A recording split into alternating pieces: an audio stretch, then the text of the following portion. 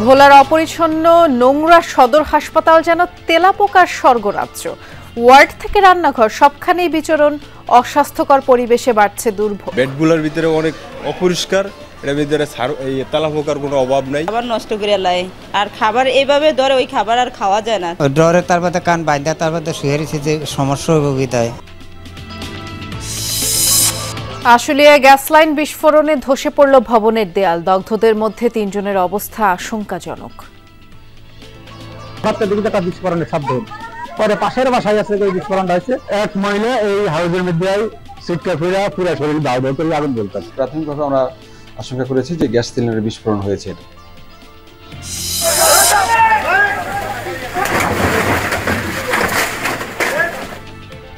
বরগুনায় জেলেদের trolling boat জব্দ ঘিরে তুলকালাম, কোস্টগার্ডের ক্যাম্প ঘেরাও, গাড়ি ভাঙচুর, পরিস্থিতি নিয়ন্ত্রণে ফাঁকা গুলি। কোস্টগার্ড দিয়ে আমরা শুধু নির্যাতিত হচ্ছি, উপকার হচ্ছে না। সাধারণ জেলেরা যাতে এদের চাঁদাবাজির মূলে না পড়ে। কিছু ভুল বোঝাবুঝি আছে, তো সেটি সমঝোতার জন্য আমরা আগামীকাল একটা মত বিনিময় সভা ডেকেছি।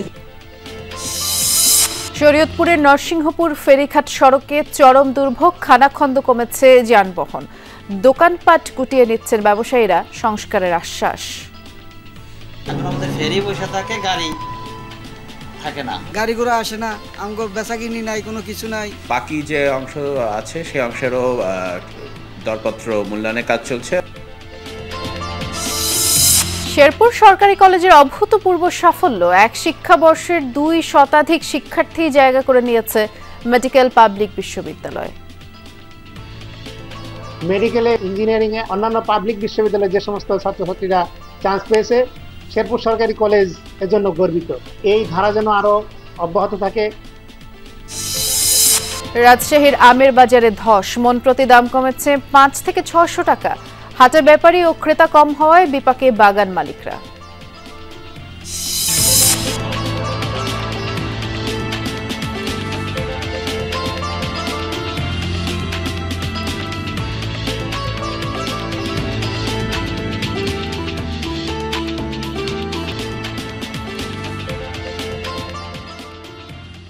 শুভেচ্ছা, আমন্ত্রণ। বিরতিহীন সংবাদ সারা দেশে, নুসরাত বৃষ্টির সাথে আছি। শিরোনামগুলো শুনছিলেন। ভোলা সদর হাসপাতাল যেন তেলাপোকার রাজ্য, বেশিরভাগ ইউনিটের বেডেই তেলাপোকার বাসা। মেঝে থেকে রান্নাঘর সবখানেই তেলাপোকার বিচরণ, কামড়াচ্ছে রোগী ও স্বজনদের। আর সাথে নোংরা পরিবেশ এই দুর্ভোগ বাড়াচ্ছে কয়েক গুণ, যদিও তেলাপোকা নিধনের আশ্বাস দিয়েছে কর্তৃপক্ষ। হাসপাতালের বেডে থাকবেন নাকি তেলাপোকা তাড়াবেন এই রোগী ও তার স্বজন? ভোলা 250 শয্যা জেনারেল হাসপাতালে আসা বেশিরভাগ রোগী ও স্বজনদের একই অবস্থা, তেলাপোকার যন্ত্রণায় অতিষ্ঠ সবাই। বেড থেকে মেঝে স্বস্তি নেই কোথাও। বেডগুলোর ভিতরে অনেক অপরিষ্কার, এর ভিতরে এই তেলাপোকার কোনো অভাব নাই। তেলাপোকা লাগে বসন যায় না, পরিষ্কার হলে ভালো হয়। যমুনার অনুসন্ধানে দেখা মিলল বেশিরভাগ ইউনিটের বেডেই বাসা বেঁধেছে তেলাপোকা। বিছানার চাদর তুলতেই দলবলের ছড়াছড়ি, চলাচল দেয়ালে দেয়ালেও। রাতের বেলায় রোগীদের ভোগান্তি আরও, কখনো গায়ে তেলাপোকা, কখনো বা কামড়ের যন্ত্রণা। বিছনা টিছনা লেগে ঘুম যায় না, কানে কানে যাইতো আর কি। ডরে তারপরে কান বাঁধা তারপরে শুয়েছি যে সমস্যা বিদায়। অসুস্থ রোগী যদি এখানে যদি আরো অসুস্থ হয়ে যায়, বাচ্চারা তো আমরা আসি কি কারণে?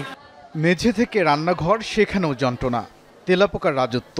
উঠে পড়ছে প্লেটে, নষ্ট করছে রোগীদের খাবার। বাধ্য হয়ে অনেকে হাসপাতাল ছাড়ছেন। খাবার নষ্ট করে লাই, আর খাবার এইভাবে ধরে ওই খাবার আর খাওয়া যায় না। রোগীর খাবারে যদি তেলাপোকা আসে তাহলে এই খাবারটা নিরাপদ থাকে না। হাসপাতাল কর্তৃপক্ষের দাবি, এরই মধ্যে 2 দফা তেলাপোকা ধ্বংস করা হয়েছে, আবারও নেওয়া হবে পদক্ষেপ। তেলাপোকা মারার জন্য যে স্প্রে পাওয়া যায় বাজারে, সেটা আমরা ব্যবহার করেছি। প্রতিটা ওয়ার্ডে একটা রুম খালি করে ওই রুমে সম্পূর্ণ ধরনের সব লোকবল দিয়ে সরিয়ে ওইখানে আমরা পেস্টিসাইড ব্যবহার করতেছি, এবং এটাতে আমরা কার্যকরী পদক্ষেপ নেওয়ার পরে আমরা ভালো ফলাফল পাচ্ছি। ভোলা জেনারেল হাসপাতালে প্রতিদিন চিকিৎসা সেবা নেন কয়েকশো মানুষ, গড়ে ভর্তি হন 2 শতাধিক। ওবায়দুর রহমান, যমুনা নিউজ। এরকম তেলাপোকার দৃশ্য নিয়ে আমরা আরেকটি প্রতিবেদন দেখিয়েছিলাম আপনাদের। ঠাকুরগাঁও সদর হাসপাতালে এরকম দৃশ্য আমরা দেখেছিলাম। আমরা সেখানকার অবস্থাও জানবো এবং ভোলা সদর হাসপাতালে তো যাচ্ছি, আমাদের সহকর্মী দুইজন অপেক্ষা করছেন। শুরুতে যাব ভোলায়, জুয়েল সাহা আছেন। জুয়েল, আমরা প্রতিবেদনে দেখলাম কি নোংরা অস্বাস্থ্যকর পরিবেশ। এমন পরিবেশে আসলে চিকিৎসা সেবা কতটুকু পাচ্ছেন রোগীরা?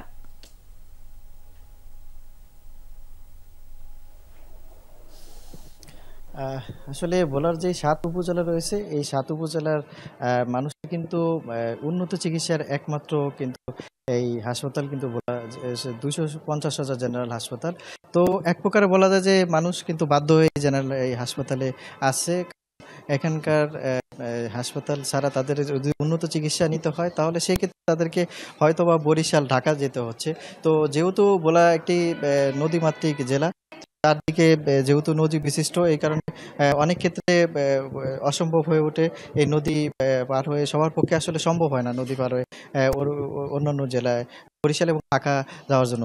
তো ভোলার এই হাসপাতালে আসলে যারা চিকিৎসাতে আছেন বর্তমানে তাদের জন্য একটি বড় সমস্যা হয়ে দাঁড়িয়েছে কিন্তু তেলাপোকা। আমরা কিন্তু এখনও এই যে দেখাচ্ছি যে রোগীর যে বেড রয়েছে, এই বেডে কিন্তু অসংখ্য কিন্তু তেলাপোকা, এবং দিনের বেলায়ও কিন্তু এই তেলাপোকার পরিমাণ বেশি এবং রোগীর গায়ে উঠছে। এবং আর যদি বলি রাতের বিষয়টা, তাহলে কিন্তু এটার কিন্তু প্রাদুর্ভাব আরও বেশি হয় রাতে। আসলে এখানকার যারা রোগী ভর্তি হয়েছে তারা কিন্তু আমাদেরকে জানিয়েছেন তারা অনেকেই কিন্তু ঘুমাতে পারেন না রাতের বেলা। তাদের গায়ে কিন্তু তেলাপোকা চলে আসে এবং কানেও ঢোকার চেষ্টা করে তেলাপোকা। তো সেক্ষেত্রে অনেক রোগী যারা রয়েছে তারা কিন্তু আমাদেরকে জানিয়েছেন যে অনেকে তেলাপোকার কারণে তারা কানে তুলা এবং কাপড় পেঁচিয়ে কিন্তু অনেকে ঘুমায়। এছাড়াও রোগীর স্বজনরা জানিয়েছেন যে রোগীদের জন্য তারা খাবার নিয়ে আসলেই তেলাপোকার কারণে কিন্তু বেশিরভাগ খাবারই নষ্ট হয়ে যায়। এবং যেহেতু তারা হাসপাতালে চিকিৎসা নিতে আসে, এই কারণে তারা আসলে খাবার ঢেকে রাখার মতো পর্যাপ্ত পরিমাণ কিন্তু জিনিস নিয়ে আসে না, যার কারণে রোগীদের খাবার কিন্তু নষ্ট হয়ে যায়। তো আমরা হাসপাতাল কর্তৃপক্ষের সাথে কথা বলেছি। হাসপাতালে যে তত্ত্বাবধায়ক তিনি আমাদেরকে জানিয়েছেন যে তারা ইতিমধ্যে 2বার পদক্ষেপ গ্রহণ করেছে তেলাপোকা নিধনের জন্য, কিন্তু দাবি করছেন যে সফল হয়েছেন। এছাড়াও এখনও যে তেলাপোকা রয়েছে সেটি কিন্তু নিধনের জন্য তারা চেষ্টা চালিয়ে যাবে এবং চেষ্টা চালিয়ে যাচ্ছেন। এবং তিনি আমাদেরকে জানিয়েছেন যে আগামী 2 সপ্তাহের মধ্যে এই তেলাপোকা নিধন করা সম্ভব বলে তিনি আমাদেরকে জানিয়েছেন। তো সেক্ষেত্রে কিন্তু এমন কোনো জায়গা তো বাকি নেই যেখানে তেলাপোকা নেই, দেখলাম না। অনেক ধন্যবাদ জুয়েল, আপনি বিস্তারিত জানাচ্ছিলেন। আমরা একটু ঠাকুরগাঁয়ে যাই, দেখতে পাচ্ছি আমাদের সহকর্মী পার্থ সারথী দাস অনেকক্ষণ যাবত অপেক্ষা করছেন। এর আগে আপনি একটি প্রতিবেদন করেছিলেন খুব সম্ভবত পার্থ, এই সদর হাসপাতালে তেলাপোকার বিচরণ বা স্বর্গরাজ্য যাই বলি না কেন, এই প্রতিবেদন প্রচারের পর কি দৃশ্যপট একটু বদলালো কিনা একটু জানাবেন।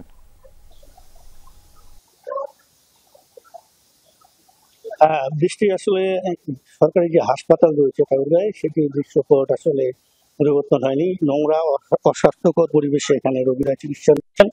আমি একটু দেখানোর চেষ্টা করব যে এই 250 শয্যা জেনারেল হাসপাতালে এখানে রোগীরা আসলে আপনারা একটু দেখলেই বুঝতে পারবেন যে রোগীরা কিভাবে চিকিৎসা সেবা নিচ্ছে, এবং রোগীরা অনেকটা বলছেন যে বাধ্য হয়েই তারা এই হাসপাতালে আসছে। এবং আপনি যেটি বললেন যে আমরা গত কয়েক মাস আগে এই হাসপাতালের যে নোংরা অস্বাস্থ্যকর পরিবেশ, তেলাপোকার উপদ্রব, সেটি নিয়ে একটি প্রতিবেদন প্রকাশ করেছিলাম। এবং প্রতিবেদন প্রকাশের পর কিন্তু হাসপাতাল কর্তৃপক্ষ একটু নড়েচড়ে বসে, কিন্তু তারপরেও কিন্তু সেই একই পরিস্থিতি রয়েছে। আমরা একজন রোগীর সঙ্গে কথা বলার চেষ্টা করব যে আসলে এই যে হাসপাতালে আপনারা যে আছেন এখন কি অবস্থা বিরাজ করছে সেটা একটু যদি বলতেন। তেলাপোকা বিছনাতে উঠে, খাবারে উঠে ভালো মতো পরিষ্কার করায়, ডাক্তার সেখানে আসে না, নোংরাই পরিবেশ পরিষ্কার করে। হ্যাঁ, বৃষ্টি শুনলেন যে এখানে অস্বাস্থ্যকর নোংরা পরিবেশে অনেকটা বাধ্য হয়েই রোগীরা চিকিৎসা সেবা নিচ্ছেন। আসলে আপনি দেখতে পাচ্ছেন যে হাসপাতালে যে বেডগুলো রয়েছে, বেডের নিচে আসলে তেলাপোকার যে খনি, সেই খনি রয়েছে তেলাপোকার। এবং হাসপাতালে যে কক্ষগুলো রয়েছে, কক্ষগুলোর বাইরেও কিন্তু বারান্দাও কিন্তু আসলে অনেক রোগী কিন্তু আসলে চিকিৎসা নিচ্ছেন। তো আমি হাসপাতাল কর্তৃপক্ষের সঙ্গে কথা বলেছি, হাসপাতাল কর্তৃপক্ষ যেটা বলেছে যে আসলে ধারণ ক্ষমতার থেকে অত্যাধিক রোগী এখানে চিকিৎসা নিচ্ছেন, যার ফলে তারা যার ফলে তেলাপোকা নিধন করা সম্ভব হচ্ছে না, এটি বলতে চাচ্ছেন?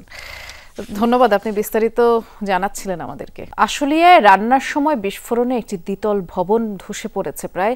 এতে আগুনে দগ্ধ হয়েছেন অন্তত 6 জন। তাদের মধ্যে 3 জনের অবস্থা গুরুতর হওয়ায় তাদের ঢাকা মেডিকেলের বার্ন ইউনিটে ভর্তি করা হয়েছে। পুলিশের ধারণা গ্যাস সিলিন্ডার লিকেজ থেকে এই দুর্ঘটনা ঘটেছে। ভবনের এমন চিত্রই বলে দেয় কতটা ভয়াবহ ছিল বিস্ফোরণ। দোতলা ভবনের নিচতলায় ধসে পড়েছে বিভিন্ন অংশ। ঘটনার সূত্রপাত সকাল 7টায়। আশুলিয়া নিশ্চিন্তপুরের জুয়েল আহমেদের বাড়ির ভাড়াটিয়া রান্নাঘরের চুলা জ্বালাতেই হয় দুর্ঘটনা।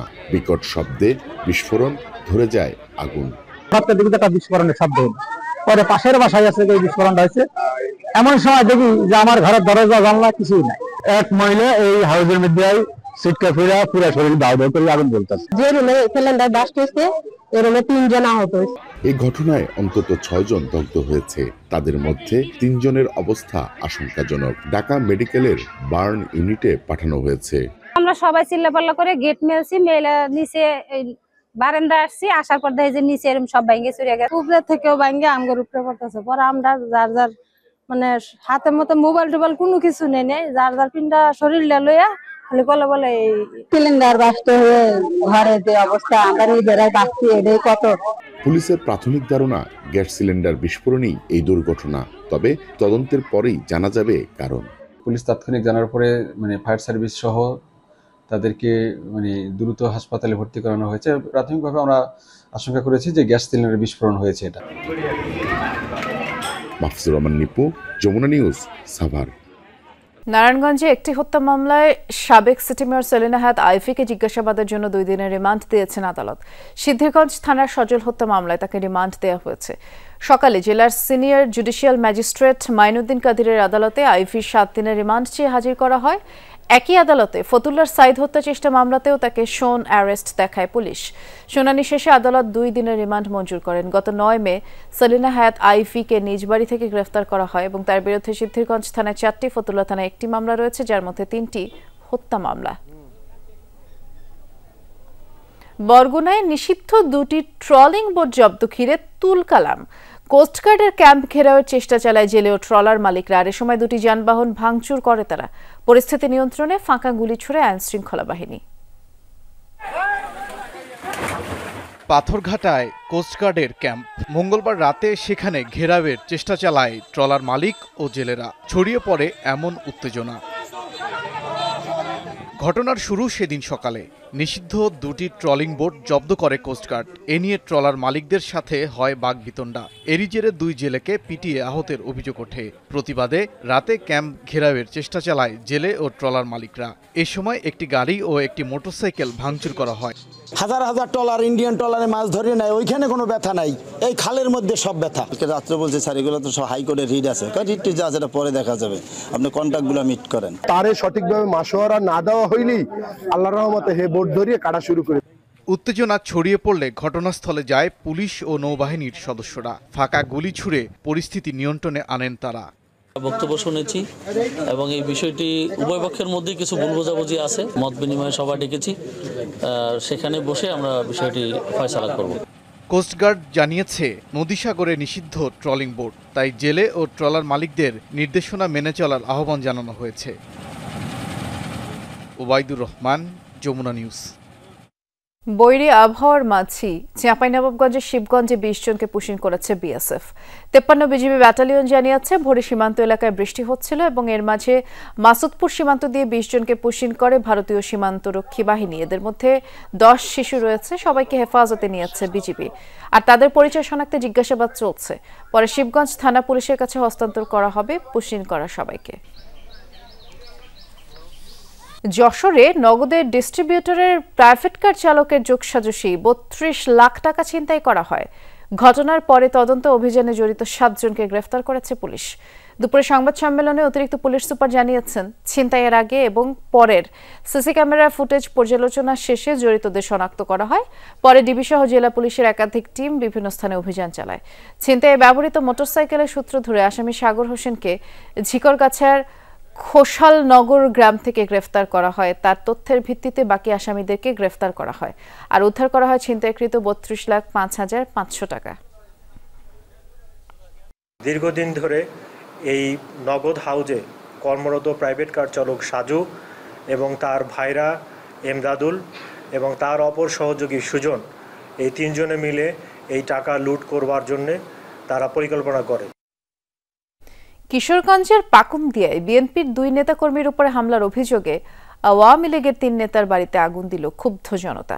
সকালে উপজেলার কুরতলা গ্রামে এই ঘটনা। প্রত্যক্ষদর্শীরা জানায়, আওয়ামী লীগ নেতা সাদ্দাম মোস্তফা হুমায়ুনের বাড়িতে প্রথমে ভাঙচুর, পরে আগুন দেয় ক্ষুব্ধ জনতা। পরে ফায়ার সার্ভিসের 2 ঘন্টার চেষ্টায় আগুন নিয়ন্ত্রণে আসে। এর আগে মঙ্গলবার রাতে কাতার বাজারে পৌর যুবদলের যুগ্ম আহ্বায়ক শরীফ এবং বিএনপি কর্মী নজরুল ইসলামকে কুপিয়ে জখম করে দুর্বৃত্তরা। আর সে সময় হামলাকারীদের একটি মোটরসাইকেলে আগুন ধরিয়ে দেয় বিক্ষুব্ধ জনতা। মোটরসাইকেলটি আওয়ামী লীগ নেতা সাদ্দামের বলে দাবি করেন তারা।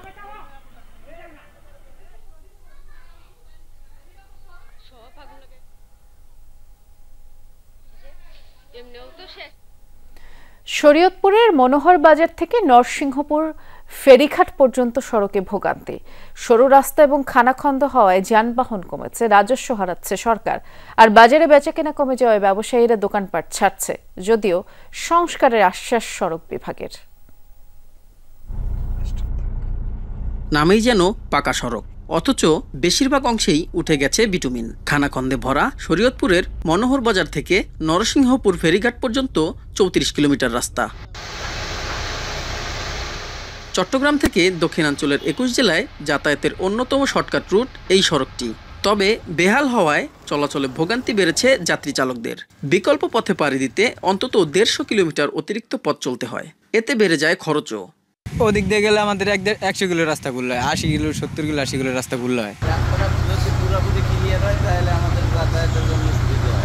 3 বছর আগেও নরসিংহপুর ফেরিঘাট থেকে মাসে আয় হতো 3.5 থেকে 4 কোটি টাকা। বর্তমানে তা নেমে এসেছে অর্ধেকে। গাড়ি কম আসায় নরসিংহপুর বাজারটিতেও কমেছে বেচাকেনা। বন্ধ হয়েছে অনেক ব্যবসা প্রতিষ্ঠান। গাড়ি ঘোড়া আসে না, আমগো বেচা কিনি নাই, কোনো কিছু নাই।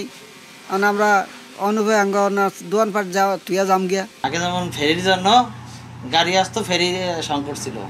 এখন আমাদের ফেরি বসে থাকে, গাড়ি থাকে না। আগে যেখানে এই শরীয়তপুর চাঁদপুর অঞ্চলে ফেরি সার্ভিস অঞ্চলে যেখানে আমাদের সরকার রাজস্ব ছিল প্রায় 36 কোটি টাকা বছরে, সেখানে বর্তমানে 12 থেকে 13 কোটি টাকা রাজস্ব পাচ্ছি এবং প্রায় 24 কোটি টাকা আমরা রাজস্ব হারাচ্ছি।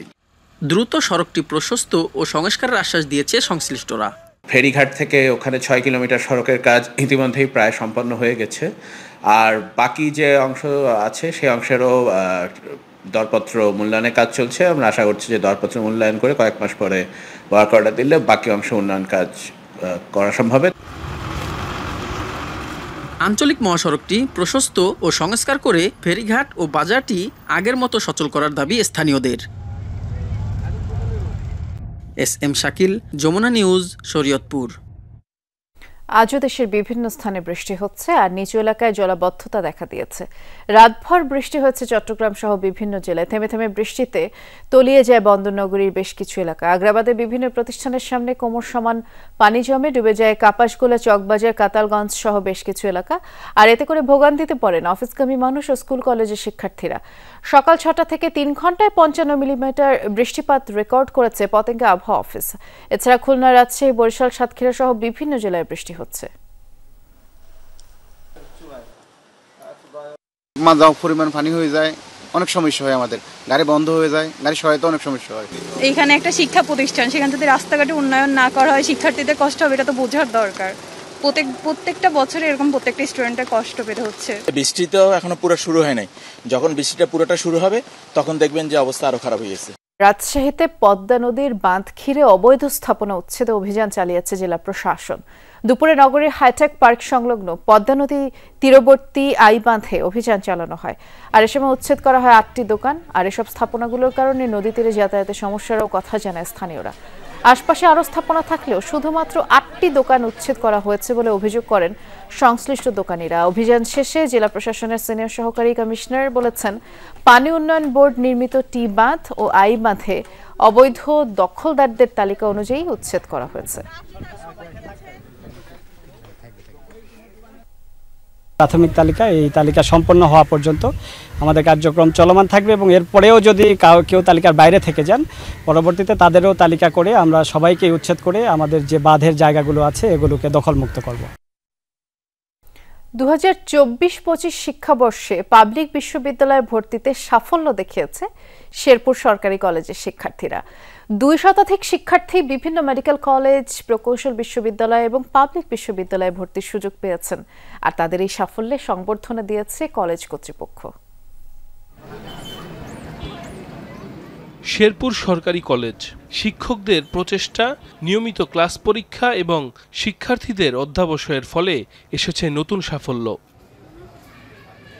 2024-25 শিক্ষাবর্ষে বুয়েট, কুয়েট, চুয়েট সহ দেশের বিভিন্ন সরকারি মেডিকেল কলেজ এবং পাবলিক বিশ্ববিদ্যালয়ে ভর্তির সুযোগ পেয়েছেন এখানকার 209 জন ছাত্রছাত্রী।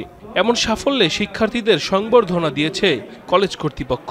শিক্ষা জীবনের এই পর্যায়ে নিজেদের মেধাকে আরও শানিত করবে তারা, এমনটাই আশা শিক্ষকদের। এই বছর আমাদের রেজাল্ট অনেক ভালো হয়েছে। 200-এরও বেশি স্টুডেন্ট সরকারি মেডিকেল কলেজ, ইঞ্জিনিয়ারিং ইউনিভার্সিটি এবং পাবলিক বিশ্ববিদ্যালয়ে চান্স পেয়েছে। পরীক্ষাগুলির মাধ্যমে আমাদের শিক্ষার্থীরা আরও তাদের মেধাকে শানিত করে এবং তাদের প্রস্তুতি সম্পন্ন করে বোর্ড পরীক্ষার উপযোগী হওয়ার সাথে সাথে ভর্তি পরীক্ষার উপযোগী হিসেবে তারা তৈরি হয়ে যায় ইন্টারমিডিয়েট পড়া অবস্থায়। শিক্ষার্থীদের এমন সাফল্যে গর্বিত অভিভাবক সহ প্রতিষ্ঠান সংশ্লিষ্টরা। স্থানীয়ভাবে বিষয়টি ইতিবাচক আলোচনার জন্ম দিয়েছে। আমার শিক্ষকরা তাদের দিক নির্দেশনা দেওয়ার কারণে আমি আমার এই পর্যায়ে পৌঁছতে পেরেছি।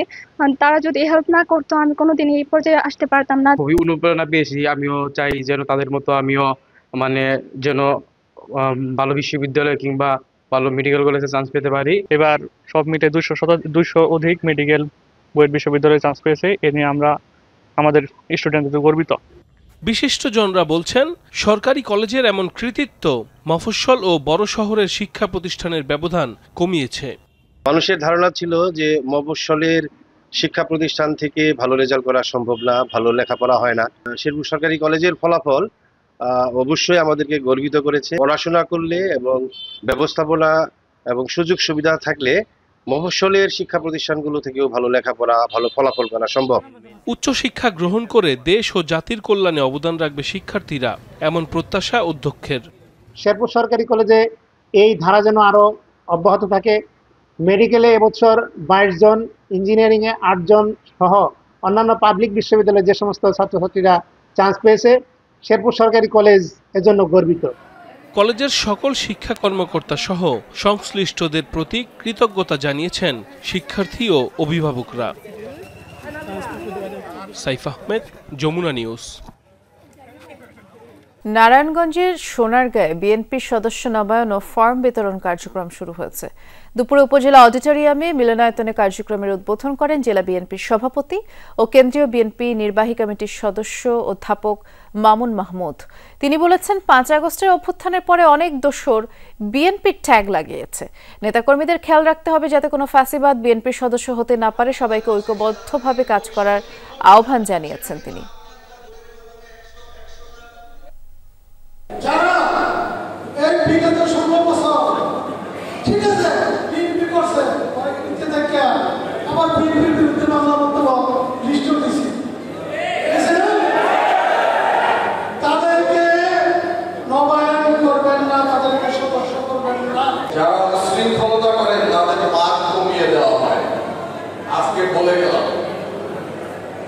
আপনারা এত সহজ ভাবে নিলে এত সহজ না একটা দল পরিচালনা করা।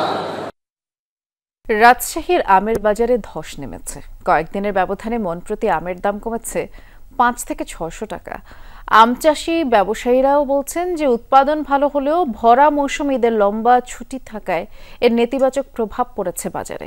আর গরমে গাছের সিংহভাগ আম পেকে যাচ্ছে, যার কারণে গাছে আম রাখতে না পেরে হাটে তুলছেন চাষিরা। রাজশাহীর বানেশ্বর হাটে আমের পর্যাপ্ত যোগান থাকলেও ক্রেতা কম। কয়েকদিনের ব্যবধানে মন প্রতি আমের দাম কমেছে 500 থেকে 600 টাকা। বাগান মালিকরা বলছেন, এবার ঈদের লম্বা ছুটি ও কুরিয়ার সার্ভিস বন্ধ থাকায় চাষিরা গাছে আম রেখে দিয়েছিলেন। এখন বাজারে আমের দাম পড়ে যাওয়ায় বিপাকে পড়েছেন তারা। বাজারে মাল লাগবে কথার কথা, ব্যাপারীরা 100 ক্যারেট, এখানে 150 ক্যারেট মাল এসে বসে আছে। দাম কম, আমদানির কারণে লোক নাই, কিনা খাওয়ার লোক নাই, গরমের কারণে মানুষ আম খাইতে পারছে না। প্রচণ্ড খরায় গরমে আম পেকে যাওয়ায় গাছে আম রাখা সম্ভব হচ্ছে না। সেই সাথে আমের যোগান বেশি হওয়ায় লোকসানের মুখে চাষি ও ব্যবসায়ীরা। আমের দাম খুব খারাপ, 500, 600, 700, 800, উপর 800। আমের চাপও বেশি, আবহাওয়া একদম খুব গরম এবং বৃষ্টি বাদল হচ্ছে, এই কারণে আমরা দ্রুত পেকে যাচ্ছে। এই কারণে আম মানুষ ধরে রাখতে হচ্ছে না গাছে। লক্ষণভোগ 600 টাকা 500 টাকা মন, হিমসাগর 1200 টাকা 1000 টাকা মন, যার কারণে লস হবে। স্থানীয় আম চাষিরা বলছেন, অনেকদিন পর এবার আমের দাম তলানিতে। ঢাকার ব্যাপারীরা বলছেন, বাজার পরিস্থিতি বিবেচনায় তারাও সতর্কভাবেই দাম নির্ধারণ করে আম কিনছেন। সাভার হেমায়তপুর থেকে আসছি, প্রতি বছরে আমের দাম একটু বাড়তি যায়, এবার আমের দাম একবারে সস্তা। অন্য বছর মনে হয় আম কিনি বেশি দামে, এবার আমের ফলন বেশি, মানে খাচ্ছে না আমার এলাকা, তাই জন্য দাম কম। তারেক মাহমুদ, যমুনা নিউজ, রাজশাহী। আমরা একটু চাঁপাইনবাবগঞ্জের আমের বাজার পরিস্থিতি সম্পর্কে জানতে চাচ্ছি। সেখানে আছেন সহকর্মী মনোয়ার হোসেন জুয়েল। জুয়েল, আমরা যেমনটি দেখলাম যে রাজশাহীতে তো আমের বাজারে ব্যাপক ধস এবং দরপতন, চাঁপাইনবাবগঞ্জের দরের কি অবস্থা দেখছেন? বৃষ্টি, চাঁপাইনবাবগঞ্জে আমের দাম বিগত কয়েকদিনের যে সমস্যা আপনি বলছিলেন, আমাদের সংবাদে যেটি বলছিল, আসলে সেই ধরনের ঘটনা ছিল। বৃষ্টি এবং দীর্ঘ ছুটির কারণে কিন্তু আমের বাজারে একটু দরপতন ঘটেছিল। পাশাপাশি আমরা যদি একটু আম বাজার দেখাই, এখন কিন্তু আমের বাজারটা প্রতি মুহূর্ত বৃদ্ধি পাচ্ছে। আমরা বলতে চাই যে আসলে চাঁপাইনবাবগঞ্জে আমগুলো হচ্ছে নাভি জাতের, এই নাভি জাতের আমগুলো কিন্তু দেরিতে পরিপক্ক হয়, যার কারণে জুনের প্রথম সপ্তাহ থেকে আমগুলো পাকার কথা থাকলেও সেটা কিন্তু ঈদের ছুটির মধ্যেই কিন্তু আমগুলো পাকতে শুরু করে। এর কারণে আমের দরপতন ছিল। আবহাওয়াজনিত একটা সমস্যা তো রয়েছেই, কয়েকদিন ধরে বৃষ্টি, এখন কিন্তু আমের দাম বৃদ্ধি পেতে শুরু করেছে। যেমন এখন খিরসাপাত আম যেটা প্রায় 2600 থেকে 3000-এর মধ্যে চলছে, ল্যাংড়া যেটি মিনিমাম 2000 থেকে শুরু হয়েছে। আমরা যদি এখন একজন আম বিক্রেতার সাথে কথা বলি, একটু আপনার কাছে জানতে চাই যে আসলে আমের বাজারের কি অবস্থা। আম যেটা দরের যেটা বলা হচ্ছিল যে দর কম ছিল, এখন কি অবস্থায় আছে? দর যেটা কম বলা হচ্ছিল, আপনার আমরা যখন আমাদের পাকা শুরু করে চাঁপাইনবাবগঞ্জে, তখন কিন্তু একটা আপনার ঈদের ছুটি, ঈদের আগাম ছুটি, ঈদের পরবর্তী ছুটি, এই ছুটির কারণে বিভিন্ন বাইরে থেকে যে পাইকার পত্র ব্যাপারীগুলো আছে, তারা না আসতে পারার কারণে আমের দামটা কম ছিল। এখন কি অবস্থা? এখন মনে করেন যে বাইরে থেকে যে ব্যাপারীগুলো আসছে, ব্যাপারীগুলো আসার কারণে আমের দাম খুব বেশি মনে হচ্ছে আমাদের কাছে। ভালোই দাম আছে আমের, এখন 2400-3000 টাকা মনে আমরা বেচা কেনা করছি আম। বৃষ্টি, যেটি বলছিলাম, আসলে এখন কিন্তু আমের বাজার দর উঠতে শুরু করছিল, সেটা ক্রেতারা কিন্তু আসছেন বাজারে, বিভিন্ন ব্যাপারীও কিন্তু চাঁপাইনবাবগঞ্জের বাজারে আসছেন, এবং যারা আম ব্যবসায়ী রয়েছেন, আম চাষি রয়েছেন, তারা কিন্তু সন্তোষ প্রকাশ করছেন, কারণ বলছেন বাজার চাঙ্গা। আমরা দেখছিলাম। ধন্যবাদ বিস্তারিত জানানোর জন্য।